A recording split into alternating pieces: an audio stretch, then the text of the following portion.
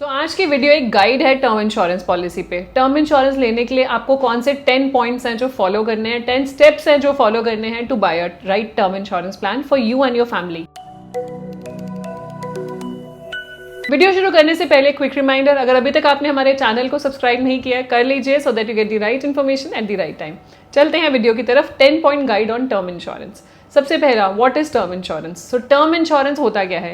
Term insurance is the purest form of life insurance. Pure तरीके से आपको cover कर रहे हैं। सिर्फ लाइफ इंश्योरेंस का प्रीमियम आपको देना है। There is no return on the premium. ज्यादा कवर मिल रहा है कम प्रीमियम में। तो प्योरेस्ट फॉर्म ऑफ इंश्योरेंस है, प्योर इंश्योरेंस है, जिसमें आपका कोई भी एडिशनल फ्रिल्स अटैच नहीं है, कोई भी एडिशनल इन्वेस्टमेंट नहीं हो रही, सिर्फ आपकी लाइफ को कवर किया जा रहा है जो पर्पस है। तो कम प्रीमियम में ज्यादा इंश्योरेंस है टर्म इंश्योरेंस। सो नेक्स्ट है कि एडिक्वेट कवर वाला इंश्योरेंस ले। देखिए 5 लाख, 10 लाख, 15 लाख, 20 लाख का टर्म इंश्योरेंस, लाइफ इंश्योरेंस, आपकी जिंदगी का बीमा हो रहा है। 20-25 लाख से घर नहीं चलने वाला, बिकॉज ये इनकम रिप्लेसमेंट है। अगर आप नहीं रहे, आप कुछ कंट्रीब्यूशन लेकर आ रहे हैं घर में, ठीक है, आपकी इनकम से घर चल रहा है, अगर आप नहीं रहे तो इनकम रिप्लेसमेंट के लिए कितना अमाउंट चाहिए होगा कि फैमिली के सेम खर्चे इसी तरीके से, इसी लाइफस्टाइल से चलते रहे, तो वो बेसिकली हमें कैलकुलेट करना है। वैसे अगर थंब रूल की बात करें तो थंब रूल होता है 10 to 15 times of your annual income. किसी की 10 लाख इनकम है तो 10 से 15 गुना तक का इंश्योरेंस, 1 करोड़ to 1.5 करोड़ का कवर इनफ होता है। और इसमें कोई लाइबिलिटीज है, मतलब आपने कोई लोन लिया हुआ है, कार का लोन है, पर्सनल लोन है, क्रेडिट कार्ड लोन है, घर का लोन है, ये सब लोन अमाउंट ऐड होगा। टोटल अमाउंट जो बनेगा वो आप टर्म इंश्योरेंस कवर लेंगे। और भी तरीके होते हैं टर्म इंश्योरेंस कवर कैलकुलेट करने के। इनकम रिप्लेसमेंट मेथड है। इनकम रिप्लेसमेंट मेथड का कैलकुलेशन कैसे होती है? आप जितने भी आपके गोल्स हैं वो आप लिखते हैं। बच्चे की एजुकेशन है, बच्चे की शादी है, वाइफ अगर अर्निंग नहीं है तो उनका रिटायरमेंट है, तो ये सारे गोल्स एक जगह पे लिख के जो भी रिस्पॉन्सिबिलिटीज अभी आपको पूरी करनी है वो करंट वैल्यू लेकर आएंगे, उसको प्रेजेंट वैल्यू लेकर आएंगे। उसमें अपनी जितनी भी लाइबिलिटीज हैं, जितने भी डेट्स हैं, जैसे कि personal loan, home loan, car loan, credit card loan, ये सब लोन ऐड करेंगे, माइनस करेंगे इसमें से सेविंग्स से। जो आपके फाइनेंशियल एसेट्स हैं, एसेट्स माइनस करेंगे, जो वैल्यू निकल के आएगी उतने का टर्म इंश्योरेंस लेंगे। आइडली 10 से 15 गुना तक होना चाहिए, इतना ही जनरली निकल के आता है लोगों का। 10 to 15 टाइम्स भी अगर आप अपनी इनकम को मल्टीप्लाई कर लेंगे तो उतना ही अमाउंट आएगा। तो एडिक्वेट कवर जरूर लें कि फैमिली के ऊपर कोई लाइबिलिटी नहीं पड़नी चाहिए, बल्कि फैमिली को ऐसे लगना चाहिए कि आप कुछ अमाउंट उनके लिए छोड़ के गए, एक एसेट छोड़ के गए हैं, लाइबिलिटी नहीं छोड़ के गए। तो एडिक्वेट सम इंश्योर्ड लेना जरूरी है।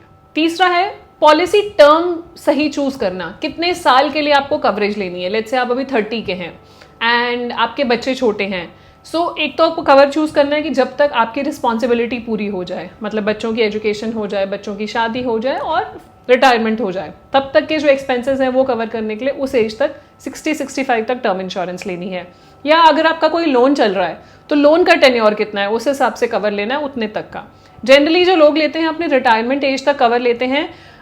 रिटायरमेंट एज तक मतलब 60-65 एज तक कवर ले लिया कि उसके बाद आपके एक्सपेंसेस आपको मिलते रहेंगे, आपकी रिस्पॉन्सिबिलिटीज खत्म हो जाती हैं, तो इनकम रिप्लेसमेंट की जरूरत नहीं है। कई लोग इसको एस्टेट प्लानिंग की तरह भी रखते हैं कि एक तो 60-65 तक ले लिया, बट कई लोग सोचते हैं कि हम इसको और लंबा लेके जाएं क्योंकि लाइफ एक्सपेक्टेंसी और ज्यादा है, प्रोबेबिलिटी बढ़ जाती है कि जैसे आप बोलते हैं कि 75-80 तक मुझे कवर चाहिए, तो प्रोबेबिलिटी क्लेम की बढ़ जाएगी। एक बच्चों के लिए एक एस्टेट प्लानिंग हो जाएगी, बच्चों के लिए एक लेगेसी आप छोड़ के जाएंगे। बेशक आप नहीं कमा रहे, आपकी इनकम पे वो डिपेंडेंट नहीं है, बट एक लेगेसी अगर आप बनाना चाहते हैं, एस्टेट प्लानिंग की तरह देखना चाहते हैं, तो कई लोग 75-80 तक भी लेते हैं। कई लोग होल लाइफ तक कवर भी लेते हैं। अब होल लाइफ का कवर का कॉन्सेप्ट ये है कि 100 साल तक आपको कवर रहेगा, जिसमें प्रोबेबिलिटी बहुत ज़्यादा 99.9% हो जाती है कि क्लेम मिलेगा ही मिलेगा, तो फैमिली को वो पैसा मिलेगा ही मिलेगा। तो आपकी सोच पे डिपेंड करता है कि आप रिटायरमेंट तक लो, लेगेसी बनाओ या होल लाइफ कवर लो। It is entirely up to you. Generally people 60-65 तक कवर लेके चलते हैं। एंड कई बार लोग ये भी देखते हैं कि 65 तक अगर मुझे कुछ नहीं हुआ तो मेरी फैमिली को कुछ नहीं मिलेगा, there is no survival benefit, ठीक है, थोड़ा सा प्रीमियम एक्स्ट्रा देके मैं 70 तक कवर ले लूँ या 75 तक कवर ले लूँ।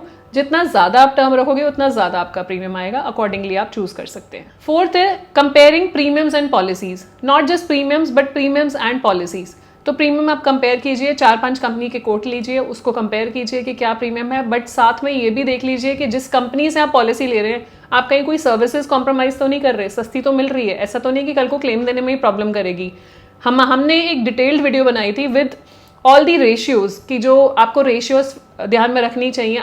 IRDAI के एनुअल रिपोर्ट से लिए थे हमने, claim settlement ratio, solvency ratio और भी बहुत कुछ। उसके बेसिस पे हमने बेस्ट टर्म इंश्योरेंस की कंपनीज कंपेयर किए थे आपके लिए, आप वो भी रेफर कर सकते हैं। वो पैरामीटर रख सकते हैं कि 4-5 पैरामीटर रख के प्लस द प्रीमियम, इस हिसाब से आप पॉलिसीज को कंपेयर कर सकते हैं एंड अपने लिए चूज कर सकते हैं।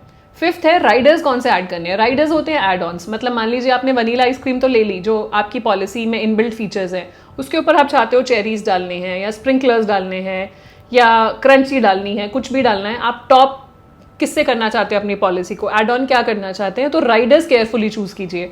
राइडर्स जो मार्केट में अवेलेबल होते हैं, एक तो एक्सीडेंटल डेथ का राइडर होता है which is PA rider, personal accidental. Critical illness rider available होता है कि क्रिटिकल इलनेस हुआ तो लमसम दे देंगे।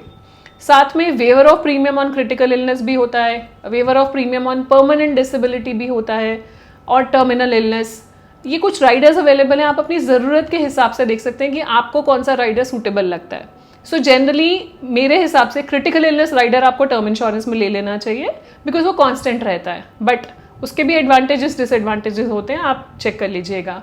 और पर्सनल एक्सीडेंटल आपको अलग से पॉलिसी लेनी चाहिए स्टैंड अलोन, क्योंकि उसमें accidental death along with disability दोनों चीज़ें कवर होती हैं। आपका टेम्परेरी टोटल डिसेबिलिटी जो वीकली बेनिफिट होता है इन केस आप काम पे नहीं जा पा रहे, वो आपकी टर्म इंश्योरेंस में नहीं मिलेगा, आपको अलग से अगर आप पर्सनल एक्सीडेंटल पॉलिसी लेते हैं तो उसमें कवर कर दिया जाता है। तो इस तरीके से आप अपनी पॉलिसी प्लान कर सकते हैं। सिक्स्थ है क्लेम सेटलमेंट रेशियो। जो भी कंपनी की आप पॉलिसी ले रहे हैं, क्लेम सेटलमेंट रेशियो देखना जरूरी है। 95% से ऊपर अगर क्लेम सेटलमेंट रेशियो है, 90% से ऊपर क्लेम सेटलमेंट रेशियो, तो एक अच्छी क्लेम सेटलमेंट रेशियो मानी जाती है, उसी कंपनी की पॉलिसी आप लीजिएगा। सेवेंथ है full disclosure. Goes without saying everywhere, जब भी आप इंश्योरेंस ले रहे हैं, insurance is a contract of good faith. दो पार्टीज के बीच में कॉन्ट्रैक्ट हो रहा है, it's a contract of good faith. तो आपकी तरह से आपको फुल डिस्क्लोजर करना ज़रूरी है। आपको अपनी हेल्थ की बारे में, अपनी मेडिकल इन्फॉर्मेशन पूरी बतानी ज़रूरी है, अपनी फाइनेंशियल इन्फॉर्मेशन, अपनी existing policy, other insurance declaration भी देना ज़रूरी है कि पहले से आपने कौन सी इंश्योरेंस पॉलिसीज ऑलरेडी ली हुई हैं, जिसके बेसिस पे आपकी फाइनेंशियल अंडरराइटिंग की जाएगी। आपकी लाइफस्टाइल हैबिट्स, आप काम क्या करते हैं, ऑक्यूपेशन क्या है, कोई ऑक्यूपेशनल हैजार्ड तो नहीं है, आप स्मोकर हैं, नॉन स्मोकर हैं, अल्कोहल लेते हैं, नहीं लेते हैं, सब कुछ related to your health. Because अभी अगर कुछ गलत बताया तो फ्यूचर में करोड़ों का क्लेम नहीं मिलने वाला है, तो मेक श्योर कि फुल डिस्क्लोजर के साथ आप पॉलिसी लें। 8th पॉइंट है, जब भी पॉलिसी लेने जा रहे हैं फाइन प्रिंट जरूर रीड कीजिए, पॉलिसी वर्डिंग जरूर रीड कीजिए, डिटेल में पढ़ने के बाद ही पॉलिसी लीजिए। कई बार ऐसा होता है कोई क्लॉज हमें लगता है ये तो पता ही नहीं था, ठीक है, फैमिली को बाद में अफसोस ना हो कि ये कैसी पॉलिसी करके गए हैं। तो बेटर है कि पूरे फाइन प्रिंट पढ़ के पूरे पॉलिसी को समझ के साइन अप कीजिए। देखिए बहुत सारी चीज़ें हम लाइफ में प्लान करते हैं, ट्रैवल करना है, गाड़ी खरीदनी है, फ़ोन खरीदना है, बहुत सारी प्लानिंग करेंगे, बहुत सारे फीचर्स देखेंगे, but when it comes to insurance हम कुछ प्लानिंग नहीं करते हैं। हमें जो दिखता है हमें लगता है ठीक है कवर ही होगा, तो देखने की क्या ज़रूरत है। यहाँ पे भी फाइन प्रिंट पढ़ना, प्लानिंग करनी बहुत ज़रूरी है। तो ढंग से देखिए, अपना ड्यू डिलिजेंस कीजिए, फिर उसके बाद ही प्लान साइन अप कीजिए। 9th है MWPA rider which is married women property act rider.